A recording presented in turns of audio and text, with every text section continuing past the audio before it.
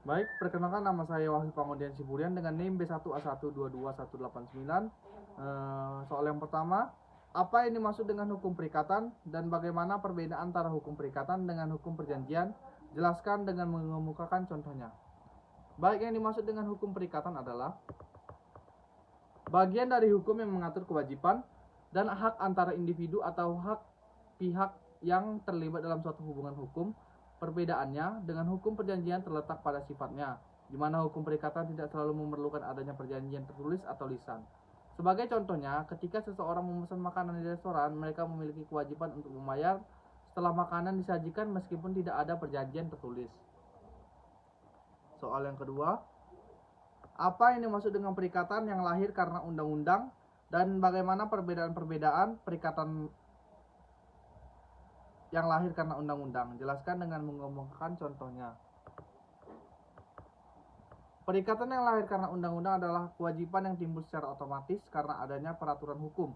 Sedangkan perikatan yang lahir karena persetujuan terjadi karena adanya kesepakatan antara pihak-pihak yang terlibat. Misalnya, perikatan untuk membayar pajak adalah perikatan yang lahir karena undang-undang, sementara perjanjian jual beli merupakan perikatan yang lahir karena persetujuan.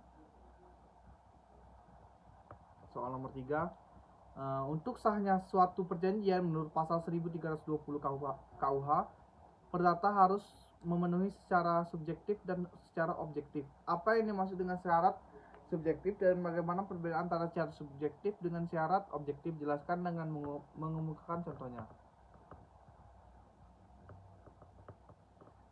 Syarat subjektif adalah syarat yang berkaitan dengan subjek yang melakukan perjanjian, seperti mengadakan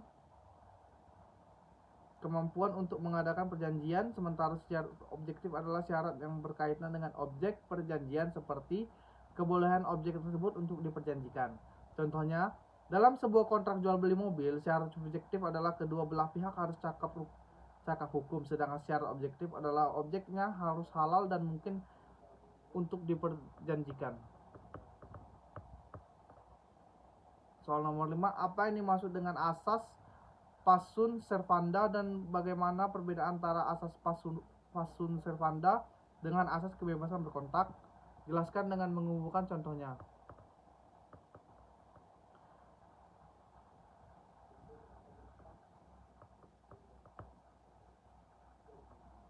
Asas passun servanda mengandung arti bahwa perjanjian harus dipatuhi, sedangkan asas kebebasan berkontrak mengandung arti bahwa individu memiliki kebebasan untuk membuat perjanjian sesuai dengan keinginan mereka. Sebagai contoh, ketika dua pihak sepakat untuk menjual dan membeli sebuah properti dengan harga yang telah disepakati, asas passun servanda menuntut agar kedua belah pihak mematuhi perjanjian tersebut. Sementara asas kebebasan berkontrak menjamin bahwa mereka memiliki kebebasan untuk menentukan harga dan ketentuan lainnya.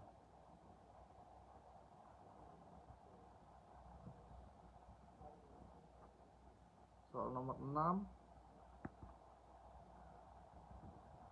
pasal 1321 KUH Perdata terdapat menentukan bahwa tiada sepakat yang sah apabila sepakat itu dibuat karena kehilafan atau diperolehnya dengan paksaan atau penipuan. Apa yang dimaksud dengan kehilafan dan bagaimana perbedaan antara kehilafan dengan penipuan tersebut? Jelaskan dengan mengemukakan contohnya. Kehilafan terjadi ketika salah satu pihak melakukan perjanjian karena kesalahpahaman atau ketidaktahuan dengan perjanjian tersebut, sedangkan penipuan terjadi ketika salah satu pihak sengaja menyesatkan pihak lain dengan informasi yang salah atau menyesatkan. Sebagai contoh, jika seseorang setuju untuk membeli sebuah barang karena mereka salah mengira bahwa barang tersebut langka, itu adalah contoh kehilafan. Namun jika seseorang menjual barang palsu dengan mengatakan bahwa itu asli, itu adalah suatu penipuan. Soal nomor 7, apa yang dimaksud dengan overmake dan bagaimana perbedaan force majeure? Jelaskan kriteria overmake dan force majeure yang dapat membatalkan suatu perikatan dengan mengemukakan contohnya. Overmake adalah keadaan di luar kendali pihak yang membuat pelaksanaan perjanjian menjadi tidak mungkin atau sangat sulit dilakukan, sedangkan force majeure adalah kejadian yang tidak dapat dihindari dan terjadi di luar kontrol pihak yang berkontrak. Contohnya, jika sebuah gudang rusak karena gempa bumi, itu bisa dianggap sebagai overmake. Namun jika produksi sebuah barang terganggu karena adanya perang, itu bisa dianggap sebagai force majeure. Soal nomor 8, apa yang dimaksud dengan wan prestasi dan bagaimana perbedaan antara wan prestasi dengan perbuatan melawan hukum? Jelaskan dengan mengemukakan contohnya. Wan prestasi terjadi jika ketika salah satu pihak gagal memenuhi kewajibannya dengan yang telah disepakati dalam perjanjian, sementara perbuatan melawan hukum terjadi ketika salah satu pihak melakukan sesuatu yang secara hukum dilarang atau dianggap sebagai pelanggaran hukum tanpa adanya persetujuan orang lain. Misalnya, jika seseorang gagal untuk membayar tagihan sesuai dengan yang disepakati dalam kontrak, itu adalah contoh wan prestasi. Namun jika seseorang mencuri barang dari pihak lain, itu adalah contoh perbuatan melawan hukum. Soal nomor 9, menurut pasal 1381 KUH Perdata, hapusnya perikatan dapat terjadi antara lain karena perjumpaan hutang atau kompensasi. Apa yang dimaksud dengan perjumpaan hutang atau kompensasi tersebut? Jelaskan dengan mengemukakan contohnya. Perjumpaan hutang atau kompensasi terjadi ketika dua belah pihak saling memiliki hutang atau kewajiban yang sama terhadap satu sama lain, sehingga hutang-hutang tersebut dapat saling digunakan untuk melunasi satu sama lain. Sebagai contoh, jika A memiliki hutang kepada B sebesar 100.000 dan B memiliki hutang kepada A sebesar 80.000, maka kedua hutang tersebut dapat dijumpakan sehingga A hanya perlu membayar 20.000 kepada B. Soal nomor 10 atau soal yang terakhir. Selain itu, menurut pasal 1381 KUH Perdata, hapusnya perikatan juga dapat terjadi karena percampuran hutang. Jelaskan apa yang dimaksud dengan percampuran hutang yang mengakibatkan hapusnya perikatan tersebut dengan mengemukakan contohnya.